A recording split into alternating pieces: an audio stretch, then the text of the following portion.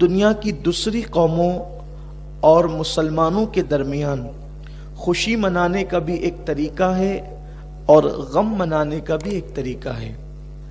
عید کے دن بہت ساری وہ چیزیں جو اور دنوں نہیں کی جاتی، اسلام نے عید کے دن اس کی چھوٹ دی ہے، اجازت دی ہے۔ جیسے مثال کے طور پر اللہ کے حبیب صلی اللہ علیہ وآلہ وسلم نے حبشی غلاموں کو مدینہ منورہ کے اندر کھیل کرتے ہوئے، کرتب دکھاتے ہوئے ان کو اجازت عطا فرمائی ہے کہ تم یہ کر سکتے ہو۔ کسی نے عرض کی یا رسول اللہ یہ حبشی کرتب دکھا رہے ہیں، اللہ کے رسول نے فرمایا چپ رہو، آج عید کا دن ہے۔ کوئی دف بجا کر کے خوشیوں کے گیت گا رہا تھا، کسی نے شکایت کی یا رسول اللہ یہ بچے دف بجا رہے ہیں اور خوشیوں کے گیت گا رہے ہیں۔ حضور فرماتے ہیں انہیں خوشیوں کا اظہار کرنے دو کیونکہ یہ ہماری عید ہے۔ یعنی عید کے دن اظہار خوشی کے کچھ طریقے بتائے گئے ہیں۔ دسترخوان کو وسیع کرنا، اسی طریقے سے ہمیں دیکھ کر کسی کو محسوس ہو کہ آج ہم بہت خوش ہیں، آج ہم بہت خوش ہیں۔ آپ دیکھیں مہینے بھر روزے رکھے، لیکن اسلام کہتا ہے کہ عید کے دن روزہ نہیں رکھنا۔ اگر عید کے دن روزہ رکھیں گے تو آپ کو ثواب ملنے کی بجائے گناہ ملے گا۔ اور دنوں بھوکا رہنا عبادت ہے، آج کھانا عبادت ہے۔ اور دنوں پیاسا رہنا عبادت ہے، آج پینا عبادت ہے۔ آپ توجہ کریں کہ اللہ تبارک و تعالیٰ نے آج کے دن چھوٹ عطا کی ہے، آج کے دن کو خوشیوں کا دن قرار دیا ہے، لیکن خوشی میں کوئی اپنی حد کو پار نہ کرے۔ اسلام نے ہر چیز اعتدال سے عطا کی ہے۔ ایک عید ہے ہماری، آج اس عید کے متعلق بہت مختصر، تاکہ ہمیں وقت پر نماز بھی شروع کرنا ہے، بہت مختصر عرض کروں کہ نبوی عید کیا ہے، مصطفیٰ جان رحمت صلی اللہ علیہ وآلہ وسلم نے کس طریقے سے عید منائی۔ آقا کریم صلی اللہ علیہ وسلم نے فرمایا استطاعت کے مطابق قیمتی کپڑا پہنا جائے، یعنی ایسا نہ ہو کہ آپ کی استطاعت ہے، بہت اچھا کپڑا آپ پہن سکتے ہیں، اس کے باوجود بھی آپ جو ہے وہ یوں ہی پھٹے پرانے اور دھلے ہوئے کپڑے پہن کر آ جائیں۔ نہیں، اگر اللہ نے نوازا ہے تو آپ جو ہے وہ اچھے کپڑے پہنے، نئے کپڑے پہنے، نئے میسر نہ ہو تب دھلے ہوئے پہنے، لیکن کپڑے اچھے پہنے، اس لیے کہ عید کا دن ہے، آج عید کا دن ہے۔ اللہ اپنی دی ہوئی نعمت کو تمہارے وجود پر دیکھنا چاہتا ہے، لیکن معاذ اللہ اب عید مسلمانوں کی ایسی ہوتی جا رہی ہے کہ دوسروں کے مذہبی تہواروں میں اور مسلمانوں کی عید میں اب کوئی بہت زیادہ فرق نظر نہیں آتا۔ ہم عید کے دن صرف ایک کام کرتے ہیں جو سنت ہے، جسے دگانہ کہتے ہیں، نماز عید کہتے ہیں، اور جیسے ہی عیدگاہ کو ہم پار کرتے ہیں پھر ہم اپنی حدوں کو توڑ دیتے ہیں۔ اگر ہمارے سروں پر ٹوپی نہ ہو، ہمارے چہروں پہ داڑیاں نہ ہو، تو کوئی محسوس بھی نہ کرے کہ یہ مسلمان ہے یا نہیں۔ آپ سے میں پوچھنا چاہتا ہوں میرے پیارے آقا صلی اللہ علیہ وسلم کے پیارے دیوانوں، جس قوم نے مہینے بھر تک کے روزے رکھے، جس قوم نے مہینے بھر تک کے تراویح پڑھی، جس قوم نے مہینے بھر تک کے رب کی بارگاہ میں آنسوؤں کی سوگات پیش کی، اگر پھر اسی قوم سے عید کے بعد سنیما گھر پر ہو جائیں تو پھر روزے کس چیز کا نام ہے؟ روزہ تو نام ہے لعلکم تتقون، روزے اس لیے تم پہ فرض کیے تاکہ تم متقی بن جاؤ۔ لباس بھی وجود پر اسلامی نہیں، سر بھی اب لوگ بناتے ہیں اور حجامت بھی کرواتے ہیں، تو اسلامی طرز کے مطابق نہیں۔ پتہ نہیں ہمارے جوانوں کو کیا ہو گیا، اسلام کی دی ہوئی نعمتوں کو اب وہ اپنے لیے کافی نہیں سمجھ رہے، اللہ ماشاءاللہ ہر چیز نہیں لانا چاہتے ہیں۔ سر کا خط بنانے کا انداز بھی، جسے آپ حجامت کہتے ہیں یا کٹنگ کہتے ہیں، وہ بھی معاذ اللہ غیروں کی طرح، اور پھر صرف غیروں کی طرح نہیں بلکہ ایسے انداز سے اس کو اختیار کرتے ہیں کہ جس کی اللہ کے رسول صلی اللہ علیہ وسلم نے آج سے 1450 سال پہلے مذمت فرمائی تھی۔ عید کے لیے خصوصی کٹنگ کروائی جا رہی ہے. وہ کٹنگ کیسی ہے؟ کچھ بال بہت بڑے ہیں، کچھ بال بہت چھوٹے ہیں.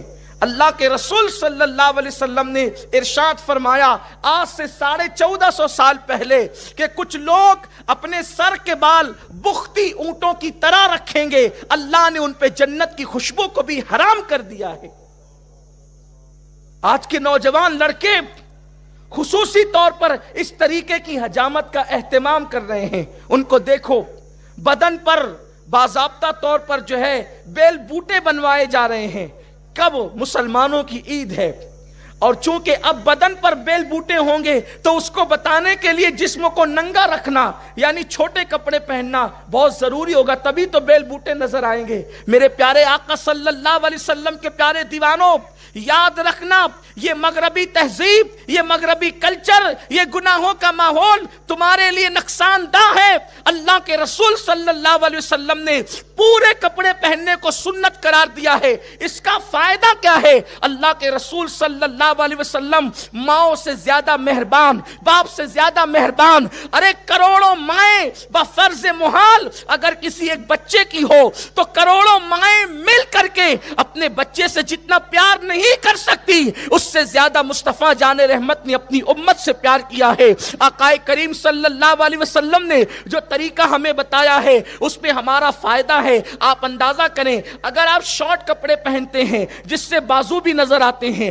جس سے جو ہے وہ آپ کے جسم کے اعضاء نظر آتے ہیں، اس کا نقصان کیا ہے؟ اللہ کے رسول صلی اللہ علیہ وسلم فرماتے ہیں میری امت میں کثرت کے ساتھ اگر موت ہوگی تو وہ نظر کی وجہ سے ہوگی. آقا فرماتے نظر بد حق ہے، یعنی کسی کو نظر لگ جانا حق ہے. جادو اتنا نقصان نہیں پہنچاتا جتنا بد نظر نقصان پہنچاتی ہے. فرمایا گیا کہ جو نظر بد ہے وہ جانور کو لگے تو جانور ہانڈی میں چلا جاتا ہے، پتھر کو لگے تو پتھر ٹوٹ جاتا ہے، اور انسان کو لگے تو انسان قبر میں چلا جاتا ہے. اب یہ جو تم شارٹ کپڑے پہن کر جسم پہ بیل بوٹے بنا رہے ہو، یعنی لوگوں کی نظر تم پر پڑے. لباس تو اس لیے تھا کہ لوگوں کی نظر تمہارے وجود پر مکمل نہ پڑے، لباس اس کو روک لے، لباس تمہارے وجود کی حفاظت کرے. لیکن اب تم نے چونکہ اپنے پورے وجود کو ننگا کر دیا، شارٹ سے شارٹ کپڑے پہن رہے ہو، تو لوگوں کی نظریں تم پر جمے گی اور نظر بد لگے گی. اللہ کے رسول فرماتے ہیں میری امت میں کثرت سے موت نظر بد کی وجہ سے ہوگی. نقصان کس کا ہوا؟ آپ اپنی جان سے جائیں گے. اللہ کے رسول صلی اللہ علیہ وسلم کے غلاموں، آپ نہیں دیکھتے ارے ابھی تو بیٹھا تھا ابھی مر گیا. کس وجہ سے؟ نظر بد کی وجہ سے. آپ نے نظر بد کو کیا سمجھا؟ جادو کرنے والا جب کسی پہ جادو کرتا ہے تو اس کی صلاحیت پر منحصر ہوتا ہے، یا تو جادو اثر کرے گا یا تو نہیں کرے گا. اگر وہ جادو کرنے والا پاورفل نہ ہو، مکمل نہ ہو، تو اس کا کیا ہوا جادو اثر نہیں کرے گا. لیکن نظر بد کا حال یہ ہے اگر ٹکٹکی باندھے ہوئے کسی کو غور سے دیکھ لیا، نہ سبحان اللہ کا، نہ ماشاء اللہ کا، نہ نگاہوں میں عقیدت ہے، تو پھر وہ نظر بد اس پر اثر کر جائے گی اور اس پر بیماریاں بھی ہو سکتی ہے، پھر وہ پتہ نہیں قبر تک بھی لے جا سکتی ہے. تو بتائیں مغربی تہذیب تو تمہیں قبر تک پہنچانے پر تلی ہوئی ہے، اور آپ ہیں کہ اسی طرف جا رہے ہیں. اور اللہ کے رسول علیہ السلام نے پورا لباس پہننے کا حکم دیا، پورے لباس کی طرف آؤ. عید کو تماشا مت بناؤ، عید کو غیروں کے تہوار کے مشابہ مت بناؤ. اگر سر کے بال کٹاؤ تو اسلام کے مطابق کٹاؤ، ایسے نہیں کہ حضور نے فرمایا کہ بختی اونٹوں کی طرح جو ہے وہ بال کٹائے جائیں گے اور ان لوگوں پر جنت کی خوشبو بھی حرام ہوگی. آج کل کے لڑکے، بلکہ جہاں پر عورتیں اور بچے مسلمانوں کے سگنلوں پر بھیک مانگ رہے ہیں، اس قوم کے جوان صرف کٹنگ بنانے کے لیے 500 اور 1000 روپیہ دے رہے ہیں.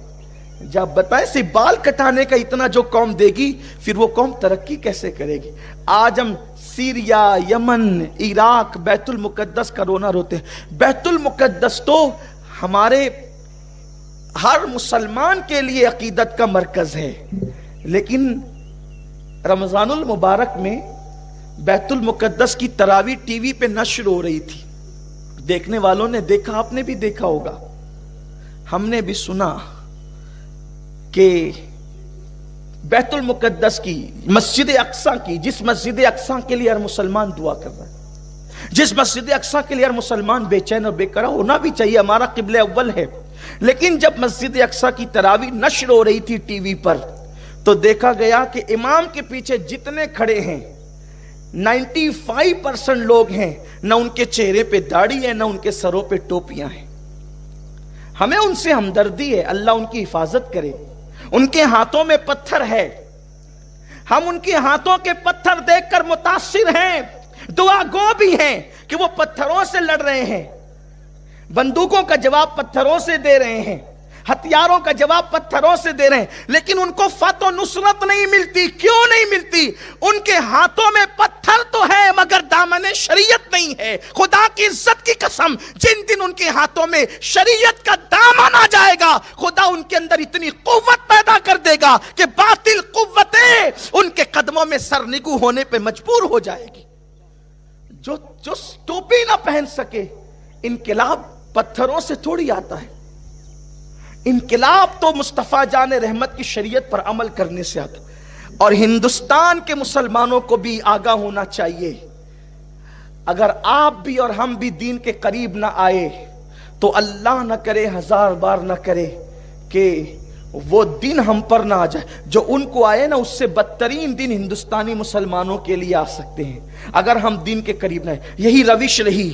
عید کے بعد زنا کے اڈوں پہ جانے کا پلان، عید کے بعد سنیما گھروں کو آباد کرنے کا پلان، عید کے بعد عیاشیوں کے اڈوں کو آباد کرنے کا پلان، عید غیر مسلموں کی طرح، کافروں کی طرح منانے کا انداز، فضول خرچی، عیاشی، جوے، عید کی چھٹیوں کے اندر یہ ساری گندگی کرنے کا پلان اگر یہی رہا تو یاد رکھنا، میرا رب فرماتا ہے ان اللہ لا یغیر ما بقوم حتی یغیر ما بانفسہم، کہ اللہ کسی قوم سے اس وقت تک نعمت نہیں چھینتا جب تک کہ وہ قوم خود ایسے حالات پیدا نہ کرے. بس اپنی گفتگو کو سمیٹتے ہوئے دو باتیں عرض کرتا ہوں. عید پر خرچ کرنے سے پہلے کہاں خرچ کر رہے ہو تھوڑا سا سوچ لینا، کیونکہ اللہ فرماتا ہے ثم لتسألن یومئذ عن النعیم، ہم تم سے ہر نعمت کے بارے میں سوال کریں گے. اور اللہ کو جواب دینا کوئی آسان کام نہیں ہے.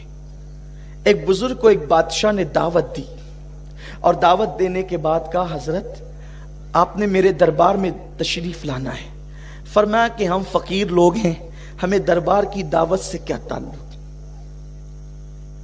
فقیروں کا مزاج بڑا اونچا ہوتا ہے. یہ فقیر وہ نہیں جو بھیک مانگتے پھرتے ہیں، یہ بھکاری لوگ ہیں.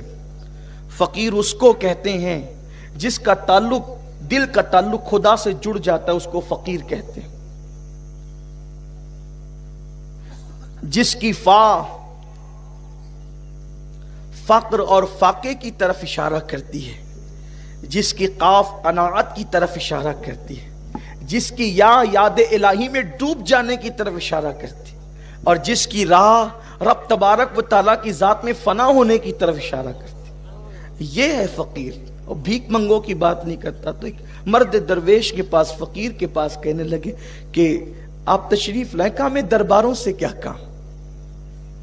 اصل فقیروں کی شان یہی ہے کہ ان کے دربار میں امیر آتے ہیں، وہ بادشاہوں کے دربار میں نظر نہیں آتے. کہا کہ میں نے نہیں آنا. کہا کہ حضرت کرم ہوگا آپ تشریف لائیں. کہا ٹھیک ہے، اگر آئیں گے تو 3 شرطیں ہیں.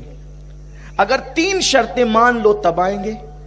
پہلی شرط یہ ہے کہ جہاں جی میں آئے گا وہاں بیٹھیں گے، جہاں جی چاہے گا وہاں بیٹھیں. جو جی میں آئے گا وہ کھائیں گے، اور جو کہیں گے وہ ماننا پڑے گا. 3 شرطیں منظور ہے تو آتے ہیں، ورنہ نہیں. کہا ٹھیک ہے، اگر بہت چھوٹی سی شرط ہے بظاہر کہ جہاں چاہیں گے بیٹھیں گے، ظاہر سی بات ہے کوئی کرسی چھوڑ کر کے کس نے بیٹھنا کہاں ہے. بریانی مرغ مسلم چھوڑ کر اور دسترخوان کی غذائیں چھوڑ کے کسی نے کھانا کیا ہے. اور پھر بات ہی کون سی ایسی ہوگی، زیادہ سے زیادہ یہی کہیں گے کہ کچھ نذرانہ دے دو. دیکھو انسان کی سوچ اس کی اپنی اندر کی طبیعت کا اظہار کرتی. جیسا انسان ہوتا ہے ویسے اس کی سوچ ہوتی. انسان کی اوقات، اس کی حیثیت، اگر اس کی عظمت یا اس کی ذلت پتہ کرنا ہو تو اس کی سوچ دیکھو. اور سوچ کا پتہ اس کی زبان سے چلتا ہے. زبان ایک ایسی چیز ہے کہ اندر کے مشکیزے کے اندر جو ہے باہر وہی نکلے گا. کہا ٹھیک ہے 3 باتیں مان لیتے ہیں، لیکن جن کے رتبے ہیں سوا، ان کو سوا مشکل ہے. جن کو یار کا پتہ مل جاتا ہے پھر ان کی زندگی الگ ہو جاتی ہے. دراصل ہم نے ابھی تو یار سے یاری کی ہی نہیں ہے. جس کو یار کی لذتیں مل جائے، اس کے قرب کی لذتیں مل جائیں، پھر اس کے لیے زمین اور چٹائی میں کوئی فرق نہیں رہتا، پھر اس کے لیے تخت اور تختے میں کوئی فرق نہیں رہتا. اس لیے کہ جس کو یار جو مل جائے، اس کا قرب جس کو مل جائے، اللہ کرے وہ لذت ہمیں نصیب ہو. تشریف لائے تو پہلے سے لوگ آ کر بیٹھے تو کہ بادشاہ کی دعوت جو تھی، بادشاہ کی دعوت تھی، لوگ پہلے سے آ کر کے بیٹھے تھے اور کرسیاں بھر چکی تھی. آپ تشریف لائے اور جہاں لوگوں نے، بڑے بڑے علماء، زعماء، وزراء، عمراء نے جہاں چپل اتارے تھے، وہیں پر اپنے نفس کو ذلیل کرنے کے لیے بیٹھ گئے. شیطان سے خطرناک ہے نفس. شیطان جتنا نقصان پہنچاتا ہے اس سے زیادہ نفس و نقصان پہنچاتا ہے. اللہ نفس کی شرارت سے محفوظ رکھے. اور رمضان شریف نفس کو کچلنے کے لیے آتا ہے، کیونکہ شیطان تو قید ہو چکا رہتا ہے نا، پھر نفس کو کچلنے کے لیے. اور جب نفس کچل جائے تو پھر خدا کے جلوے نظر آتے ہیں، مشاہدہ حق نصیب ہوتا ہے نفس کو کچلنے کے بعد. ایک دن حضرت داؤد علیہ السلام نے کہا نا، اے اللہ تو مجھے اپنا بنا لے، تو مجھے اپنا بنا لے، تو مجھے اپنا بنا لے. کیا کرنا پڑے گا اس کے لیے؟ تو اللہ نے فرمایا یہ مجھے اور تو یہ ختم کر دے. جب تیرے اندر میں ہی نہ رہے گا تو پھر میں ہی میں رہوں گا نا، اور میں تو مجھے زیبا ہے، تجھے نہیں. آپ غور کریں، یہ نفس جب تک کہ نفس رہے گا خدا کا کی معرفت نصیب نہیں ہو سکتی. اور بیٹھ گئے جوتوں کے پاس. لوگ دوڑے آئے، حضور کیا کر رہے ہیں؟ تشریف لے چلیں. میں نے تو پہلے ہی کہا تھا جہاں چاہیں گے بیٹھیں گے، اس لیے اب یہاں بیٹھنے تھے، اگر آپ مجبور کریں گے تو ہم چلے جائیں گے. دیکھو اللہ والوں کی سوچ. ہمیں کوئی اچھی جگہ نہ دے تو ہم ناراض ہو جاتے ہیں، اور وہاں حال کیا ہے. بیٹھ گئے. پھر اس کے بعد کہا حضرت یہاں تو دسترخوان نہیں لگ سکتا، تو آپ کھانے کے لیے اندر آ جائیں. کہا ہم دسترخوان کے لیے آئے بھی نہیں ہیں. اپنی جھولی سے سوکھے ٹکڑے نکالے اور شوق سے چبانا شروع کر دی. بس یہی بات ہے مسلمانوں، لذیذ سے لذیذ غذا کی لذت صرف حلق تک ہے. حلق کے نیچے جب لقمہ جاتا ہے تو سوکھی روٹی اور لذیذ غذا دونوں ایک ہی ہو جاتی. صرف 2 سیکنڈ کی لذت کے لیے مسلمان حرام میں ڈوب گیا ہے. حلال و حرام کی تمیز ختم کر چکا ہے. اللہ کا خوف دل سے نکل چکا ہے. تو لقمہ لوگ ڈال رہے تھے، مرگن غذائیں، لذیذ غذائیں، اور وہ سوکھی روٹی اٹھا کر کے چبا رہے تھے. جب چبا لیا اور کھا لیا پھر اٹھ کر کے اندر آئے. جب سب کھا چکے کہنے لگے اب ذرا چولہا جلاؤ، اس پہ توا رکھو. کہنے کے مطابق چولہا جلایا گیا، توا رکھ دیا گیا. جب توا آگ سے بالکل تپ کر لال ہو گیا تو وہ بزرگ اس لال آگ کے توے پہ کھڑے ہو گئے اور آسمان کی طرف رک کر کے کہنے لگے اللہ میں نے حرام نہیں بلکہ حلال کھایا ہے. میں حرام کی قالین پر نہیں بلکہ تیری حلال زمین پہ بیٹھا ہوں. اور اس کے بعد پھر نیچے اترے تو ان کو کچھ نہیں ہوا. پھر آپ نے ان لوگوں سے کہا بادشاہ کی کرسی پہ بیٹھنے والوں اور اس کے دسترخوان پہ کھانے والوں، ذرا اب تم بھی توے پر آ کر کھڑے ہو جاؤ اور آج کے کھانے کا حساب دے دو. حساب دو آج کے کھانے کا، تم نے کیا کھایا ہے. تو وہ کہنے لگے حضرت آپ اللہ کے ولی ہیں، آپ کو کوئی نقصان نہیں ہو سکتا اس توے سے. ہم لوگ ولی نہیں ہیں، ہم اس پہ کھڑے نہیں رہ سکتے. تو آپ نے فرمایا نادانو، جب تم آج دنیا کی آگ کے توے پر جو تپ چکا ہے آگ کی حرارت کی وجہ سے، اس پہ کھڑے ہو کر ایک وقت کے کھانے کا حساب اللہ کو نہیں دے سکتے تو قیامت کے دن تو آگ کا توا نہیں ہوگا بلکہ زمین کو ہی آگ بنا دیا جائے گا. اور پھر اس زمین پر جو آگ اگل رہی ہوگی ایک وقت کا کھانا نہیں بلکہ پوری زندگی کا حساب دینا ہوگا. اس وقت تم کون سے ولی ہو جاؤ گے؟ جب آج ولی نہیں تو اس دن کیا ولی ہو جاؤ گے؟ اس دن اس زمین پر کیسے کھڑے رہو گے؟ उस दिन अल्लाह को कैसे जवाब दे सकोगे, रब की बारगाह में कैसे हिसाब दे सकोगे। कुरान कहता है अयहसबुल इंसानु अन युत्रका सुदा, क्या इंसान ये तसव्वुर करता है कि अल्लाह हिसाब लिए बगैर उसको छोड़ देगा? नहीं नहीं, ईद के दिन खर्च करने वालों सिनेमा घर में खर्च करोगे, नाजायज कटिंग पे खर्च करोगे, नाजायज मकामात पे खर्च करोगे, लग़वियात और फवाहिशात पे खर्च करोगे। सुम्मा लतुसअलुन्न यौमइज़िन अनिन नईम, अल्लाह रब्बुल इज्जत तुमसे हर नेमत के बारे में पूछेगा। कहीं ये ईद का दिन यौम अजाब न बन जाए, कहीं ये मगफिरत का दिन अल्लाह की अजाब में गिरफ्तारी का दिन न बन जाए, एहसास कीजिए। और दूसरी बात जो कहना चाहता हूँ इख्तिताम पर, बुलंद आवाज से जरा दुरूद शरीफ पढ़ लें, पूरा मजमा मिलके पढ़ें आशिकों की तरह के ईदगाह गूंज जाए। एक बार दुरूद शरीफ बुलंद आवाज से, अल्लाहुम्मा सल्लि अला सय्यदिना मौलाना मुहम्मदिन मादिनिल जूदी वल करम व आलिहि व अस्हाबिहि व बारिक वसल्लिम सलातु व सलाम अलैका या रसूल अल्लाह। ईद क्या है? मैं देखता हूं कि ईद को हम खुशियों का इजहार करते। जब ईद आती थी तो हुजूर क्या करते थे पता है? अब जरा यहां ध्यान से सुने, हुजूर की नबवी ईद, सुन्नत वाली ईद क्या है। अगर आज ऐसी ईद मना ली सच्चे दिल से, मेरी भी मगफिरत और आपकी भी मगफिरत है। लेकिन हुजूर वाली ईद, नुमाइशों वाली ईद नहीं, लीडरों वाली ईद नहीं, इल्म जाहिर के परस्तारों की ईद नहीं, हुजूर की सुन्नतों वाले ईद। जब ईद आती थी तो हुजूर अलैहिस्सलाम ये करते थे कि जितने जंगी कैदी होते, जंगी कैदी जिनको कैद में डाला जाता, हुजूर फरमाते कसूर कुछ भी हो छोड़ो, आज हमारी ईद आ गई, इन सबको आजाद कर दो। हुजूर सबको छोड़ देते थे, सबको माफ करो। यानी ईद का दिन मुसलमानों की आम मुआफी का दिन है। अल्लाह फरमाता है फरिश्तों नमाज ईद के लिए जा रहे हो ना, फरिश्ते भी आते हैं नमाज ईद में शरीक होने के लिए, जुमा में, ईदैन में, तो कहा ईद के लिए जा रहे हो ना, तो मेरे बंदे जितने नमाज के लिए आएंगे उन सबको मेरी तरफ से पैगाम देना कि अल्लाह ताला ने तुम सबकी मगफिरत कर दी, तुम सबको माफ कर दिया। हम सब माफ कर दिए जाते हैं। तो अब माफ वही होगा जो किसी को माफ करेगा। ईद के दिन दोस्तों से गले मिलने वालों, क्या ऐसा नहीं हो सकता कि हम हुजूर की सुन्नत के मुताबिक ईद के दिन दुश्मन से भी गले मिल लें? सगे भाई का घर बाजू में है और हम ईद के दिन नहीं जा रहे हैं, आपकी ईद नहीं है। नए कपड़े पहने ईद नहीं। बहन है घर में रो रही है और आपसे छोटे से झगड़े की वजह से आप उसके घर नहीं जा रहे हैं, आपकी सबकी ईद हो सकती, आपकी नहीं है। तो आज ईद कैसे मनाएंगे? आपको किसी ने कितनी भी तकलीफ पहुंचाई है, कितनी भी अजियत पहुंचाई है, उसको माफ करें। क्या सोच के माफ करें? उसने आपको दुख दिया, उसने आपको तकलीफ पहुंचाई, उसने आपको गाली दी, उसने आपको सताया, अब आपकी वजह से वो जहन्नम का अजाब भुगतेगा। बोलो तकलीफ किसको होगी? उम्मती जहन्नम में जाएगा, तकलीफ किसको होगी? हुजूर को होगी। समझ रहे हैं आप? मेरी बात आपकी समझ में आ रही है? उम्मती जहन्नम में जाएगा, तकलीफ किसको होगी? हुजूर को होगी। क्या आप में से कौन चाहता है कि हुजूर को तकलीफ हो?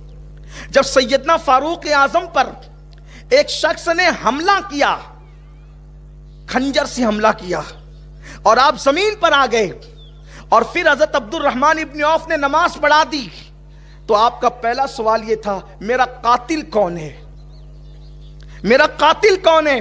और किसी ने कहा हजरत आपका कातिल मजूसी है, आग परस्त है, काफिर है। आपने कहा अल्लाह तेरा शुक्र है मेरा कातिल कोई मुसलमान नहीं है। तो किसी ने पूछा फारूक आजम अगर आपका कातिल मुसलमान भी होता तब भी आप शहीद होते, क्योंकि किसी को कत्ल कर दे मुसलमान तो भी वो शहीद है। फिर आप ये क्यों कहते हैं अल्लाह तेरा शुक्र है मेरा कातिल काफिर है, मुसलमान नहीं है? फरमाया नादान, अगर मेरा कातिल मुसलमान होता तो मेरे कत्ल की वजह से उसको जहन्नम में जाना पड़ता, और वो मेरे वजह से जहन्नम में जाता, मेरे मुस्तफा करीम को तकलीफ होती। तो काफिर जहन्नम में जाए उसका ठिकाना तो जहन्नम ही है, मेरी वजह से कोई मुसलमान जहन्नम में न जाए। تو اگر ہم نے اپنے دل دکھانے والے کو، تکلیف پہنچانے والے کو معاف نہیں کیا تو اپنی وجہ سے وہ جہنم میں جائے گا، یا دنیا میں اپنی وجہ سے وہ مصیبت میں مبتلا ہو جائے گا۔ تکلیف کس کو ہوگی؟ ارے اس نادان کو مت دیکھو جو تمہارا دل دکھا رہا ہے، اس محبوب کو دیکھو جو گنبد خضرا میں آرام کر رہا ہے۔ اس لیے اگر بھائی نے دل دکھایا، بہنوں نے دل دکھایا، دوستوں نے دل دکھایا، احباب نے دل دکھایا اور وہ اہل ایمان ہے، تم نماز شروع ہونے سے پہلے میں آپ کو آپ کے نبی کا واسطہ، میرے نبی کا واسطہ دے کر کہتا ہوں، گردن جھکا کر آدھے منٹ کے لیے ان بندوں کا تصور کر لو اور عرض کرو، اللہ میرے دل دکھانے والے، مجھے تکلیف پہنچانے، مجھے ستانے والے کو صرف تیرے محبوب کی خوشی کے لیے میں معاف کرتا ہوں۔ اگر آپ نے ایسا کر دیا اور ہو سکے تو یہاں معاف کر کے ذرا جا کر اس کو اطلاع بھی دے دینا، یا میسج بھی کر دینا، یا فون بھی کر دینا کہ بھئی میں نے تجھے معاف کر دیا، اگر ہو سکے تو، ورنہ اتنا معاف کرنا ہی کافی ہے۔ بولو ہو سکتا ہے ایسا؟ ہو سکتا ہے ایسا؟ بہن بھائی رشتہ دار اگر روٹھے ہوں تو ہم آج کے دن ان کو منا لیں، اور یہ دن آتا ہی اسی لیے، دیکھو اور دن ملنے کے لیے جاؤ گے نا تو آپ کو اچھمبا لگے گا، اجنبی پن لگے گا، یار یہ کیا ہو گیا، لیکن عید کے دن جاؤ گے نا تو لوگوں کو، اس کو بھی شوق ہوگا اور آپ کو بھی شوق ہوگا کہ یار تو ہے ہی آج کا عید کا دن نا، تو آج معافی کا دن ہے۔ بولیے ایسا ہو سکتا ہے؟ انا کو فنا کرو، اور یاد رکھنا معاف کرنے والا چھوٹا نہیں ہوتا، معاف کرنے والا بڑا ہوتا ہے، اور یہ بھی یاد رکھنا معاف کرنے والا